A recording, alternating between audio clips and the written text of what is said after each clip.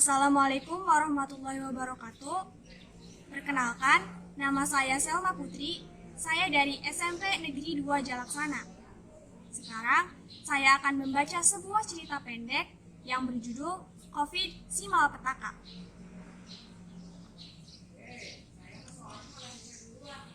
Setahun lebih, dunia tak kunjung pulih.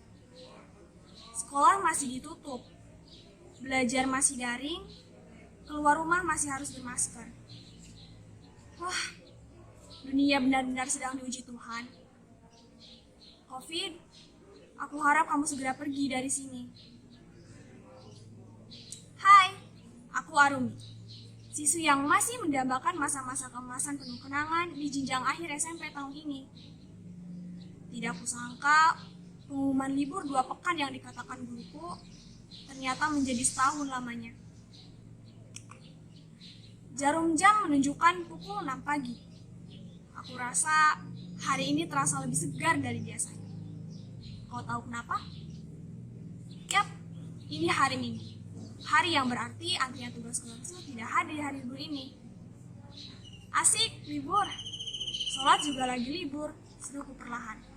Kutarik selimut tebalku sampai dada, mengurung diri dengan nyaman, berniat melanjutkan tidur setidaknya hingga pukul 8.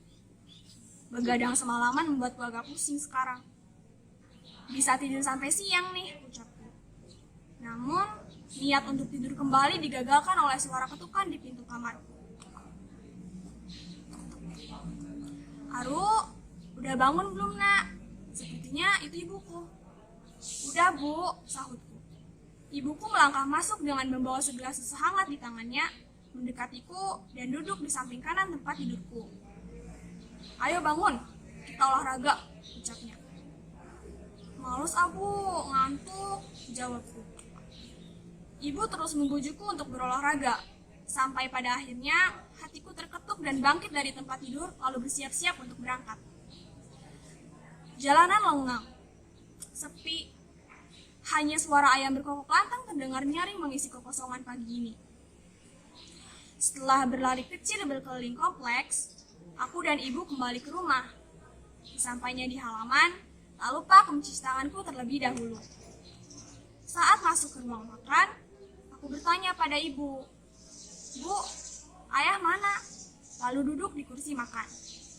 Ibu yang akan membersihkan beras untuk ditanak, menengok ke arah kanan, arah yang menunjukkan kamar orang tuaku.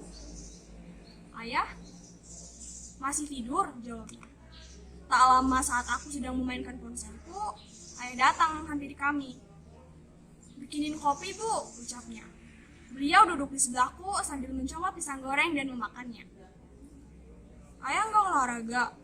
tanyaku. "Ngapain?" Beliau menjawab tanpa melihatku. "Lah, kalau olahraga ngapain? Kan biar sehat." "Gak olahraga juga ayah masih sehat aja tuh." Aku mengenyitkan alis. "Lah," sahutku. Beliau menghentikan kunyahannya lalu membalas perkataanku. "Kenapa? Kau pengen ayah sakit ya?" "Kok gitu sih ya?" "Ya enggak lah," seruku sambil agak meninggikan nada bicaraku. Ibu menghampiri ayah. Diletakkannya segelas kopi hitam di atas meja makan. Udah, Ru. Mending kamu cepetan mandi," suruh ibu. Dengan kesal, aku bangkit dari tempat duduk, lalu bergegas pergi ke atas untuk mandi. Selepas mandi, aku kembali berleha-leha di atas baringan. Kebetulan, ibu sedang keluar, mungkin ke warung atau ke pasar. Ayahku, tentu saja masih sibuk dengan tanamannya. Tak terasa, hari beranjak sore. Mentari tampak usai membakar langit. Gradasi merah dan orange terpampang nyata di balik gorden kamarku. Indah, dibalut udara khas sore hari. Saat aku mengerjapkan mata, terdengar suara pintu terbuka dari bawah. "Kayaknya ibu udah pulang deh," ucapku. Lalu bergegas turun menghampirinya. Ternyata ibu pulang bersama ayah. "Ibu dari mana sih? Kok bareng sama ayah?" tanyaku. "Tadi ibu ke apotek mau beli masker. Ketemu ayah di sana." "Ayah ngapain ke apotek?" Kali ini aku bertanya pada ayah. Gak ngapa-ngapain, beli obat pilek doang, jawabnya. Oh, kirain kenapa? Aku beroria.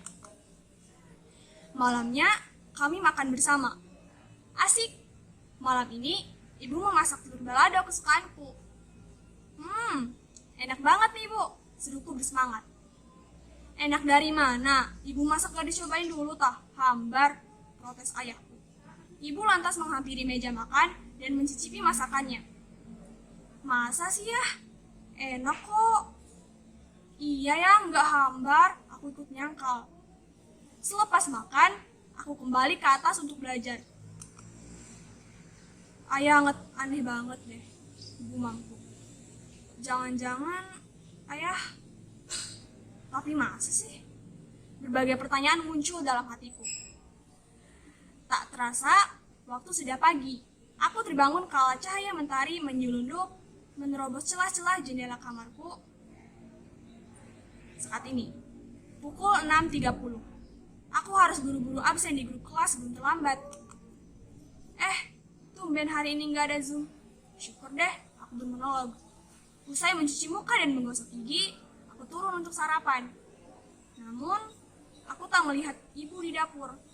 Ternyata beliau di kamarnya. Bu, lagi ngapain? Tanyaku. Ibu yang sedang bersiap untuk pergi menengok ke arahku. Ayah kamu barusan nelpon. Gak jadi ke kantor, katanya napasnya sesek. Sekarang dia di rumah sakit. Kamu mau ikut ke sana? Hah? Kok bisa? Iya bu, aku ikut, sahutku. Setelah mengunci pintu, kami bergegas pergi ke rumah sakit menaiki taksi online. Semoga ayah nggak apa-apa, udah aku dalam hati. Rumah sakit Sejahtera, itu nama yang terpampang jelas di bagian depan bangunan ini. Sebelum memasukinya, kami mencuci tangan di tempat yang telah disediakan, dan kami diwajibkan menjalani rapid test sebelum menemui ayah, tetap bermasker dan menjaga jarak. Beberapa saat hasil tes keluar.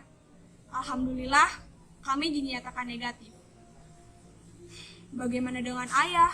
Tanyaku dalam hati. Gak mungkin saya positif COVID. Dokter jangan ngawur dong. Saya sehat begini kok dibilang COVID. Kudengar seseorang berteriak di salah satu ruangan. Bu, itu kayak suara ayah, ucapku sedikit terkejut, lalu bergegas menghampirinya. Dokter di sini nggak ada yang becus meriksa saya. Ngawur, ngasal, nggak benar semuanya. Ayah bersungut-sungut diselingi napas yang tersengal-sengal. Ayah cukup, teriak ibu dari ambang pintu. Ayah kenapa ribut-ribut sih? Ibu berteriak di depan ruang inap tersebut. Jujur, aku sangat takut melihat ayah marah-marah seperti tadi. Saya ini orangnya kebal, jarang sakit, mana mungkin kena COVID. Cuma napasnya agak sesek dok, bukan corona. Ayah masih tak percaya. Tapi pak, hasil tes menjelaskan bahwa bapak positif COVID-19. Oleh sebab itu, bapak harus segera diisolasi. Khawatir virusnya akan menular. Dokter akhirnya membuka suara setelah mendapat makian dari mulut ayah. Teruntuk adik dan ibu, tidak diperkenankan menemui bapak. Sebaiknya pulang dan menyiapkan semua keperluan bapak untuk diisolasi. Nanti pihak rumah sakit akan menghubungkan kalian dengan bapak melalui video call lanjutnya. Tapi dok, bu, udah, ayo pulang. Ajakku menuntun tangan ibu. Pada akhirnya, ayah harus percaya dan menerima bahwa beliau memang terjangkit virus corona. Beliau harus diisolasi selama 14 hari. Oleh sebab itu,